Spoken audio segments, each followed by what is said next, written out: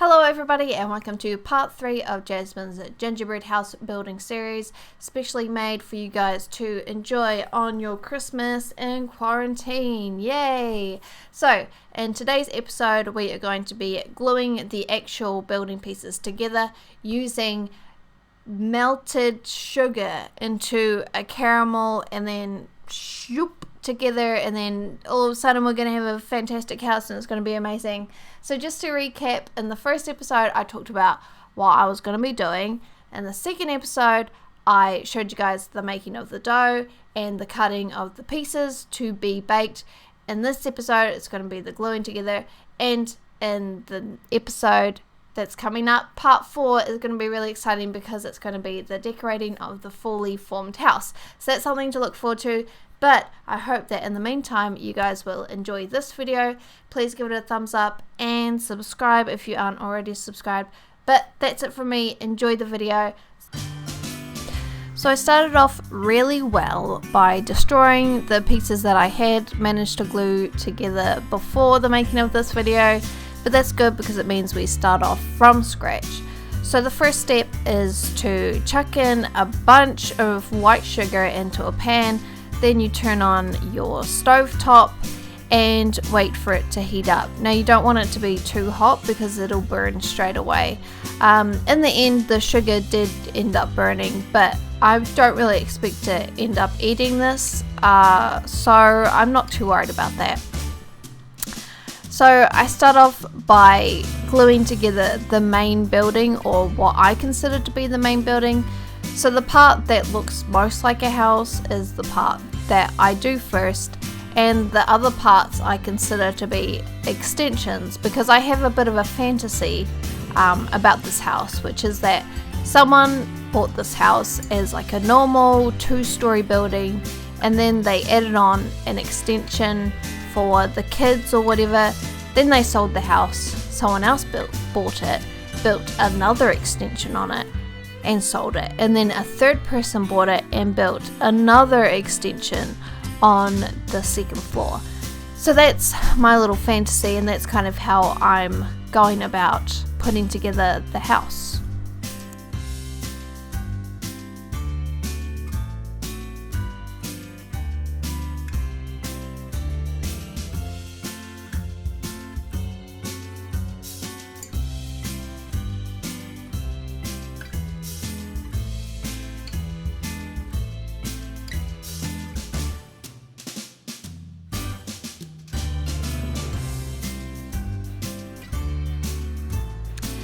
I'm first putting on the roof pieces, so this was a little bit confusing for me because I hadn't really decided what side of the roof pieces were going to go on, so I kind of just had to figure it out on the spot. But after putting on the roof pieces, then I am connecting the first extension of the building, which is pretty simple because it's all very much just putting squares against squares, and so that part was really easy. It's going to get a little bit more complicated later on, and I did make a few mistakes in the beginning, such as putting the outside part of the fireplace on the wrong side of the building, so I had to pull that off, and it was just, you know, some parts were disasters. But the really good thing about this glue, as we call it, is that it's really quite strong. So there were some pieces that I actually broke in half and things like that, but I just dipped them in the melted sugar and I could glue them back straight away. And if anything, it just adds more character to the building, and we love character.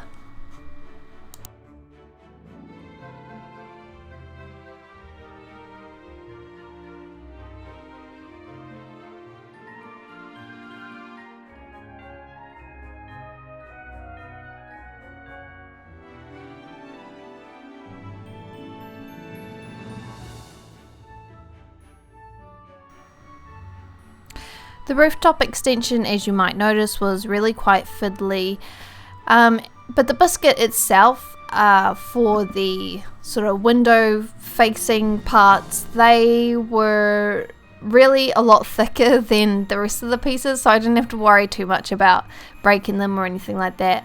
I was actually surprised about how well this rooftop extension worked, because the parts where I put in the little triangle wall pieces, you know, I didn't do such a great job of measuring and cutting and things like that, so I was really surprised about how well it turned out.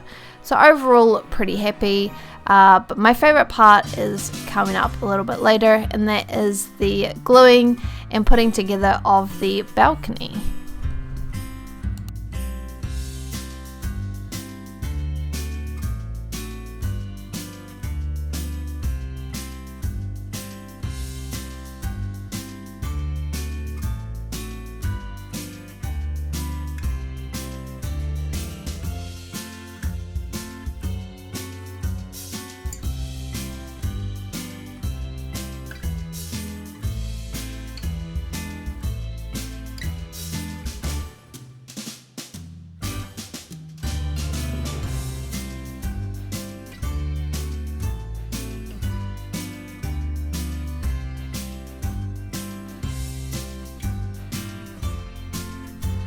These little window parts are probably my favorite part of the building, to be honest. I really like that the multiple pieces put together to, you know, make like this, I don't know, I mean it sounds ridiculous, but like a 3D extension of the building, but in a way that's not, it's not as easy as the other parts. So I feel pretty proud of myself, and that might sound a bit silly, but that's just how it is.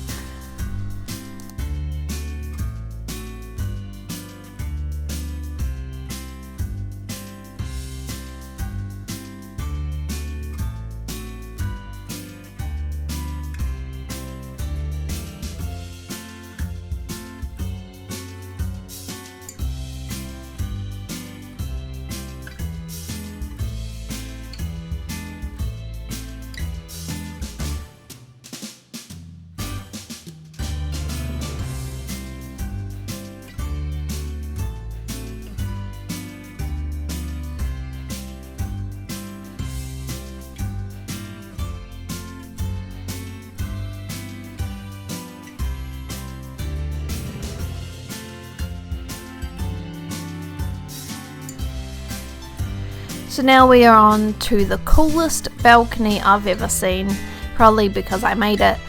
But yeah, here it is. So we've got a couple of pillars, and then the floor of the balcony, and then we've got some handrails for safety, of course, and then the little roof that shelters you from the rain and the wind. The roof was pretty funny because it slid down quite a few times, but eventually I managed to fix it. So thankfully it's looking pretty good.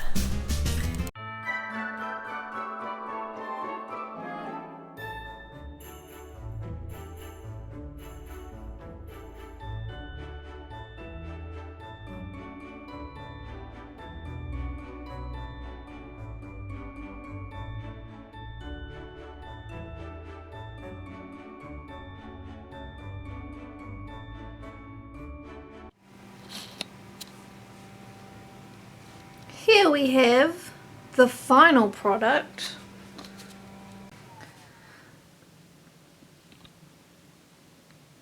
Nib Nib on the roof. That's my cat. That's my cat that lives in New Zealand. So here we have the final construction of the actual building itself. And the next part, and what I think is going to be the most complicated part, is the decorating. Because this building process has been quite easy. It's just like making the same shapes over and over again, building extensions that are basically very similar to the main building itself.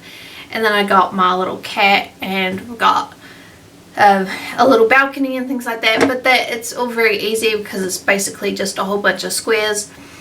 So that part I think has been quite easy. The sugar work was a little bit difficult here and there, but it seems to be holding up okay.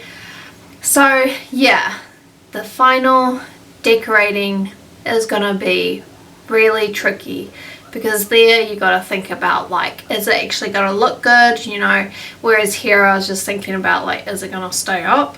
But we'll see how that goes, and I'm looking forward to it. I'm feeling quite exhausted, but I'm sure after a good night's sleep then I'll be ready to rock and roll and get this building looking as beautiful as any gingerbread house in any fancy bakery or anywhere. Yeah, Jasmine's Bakery. Alright.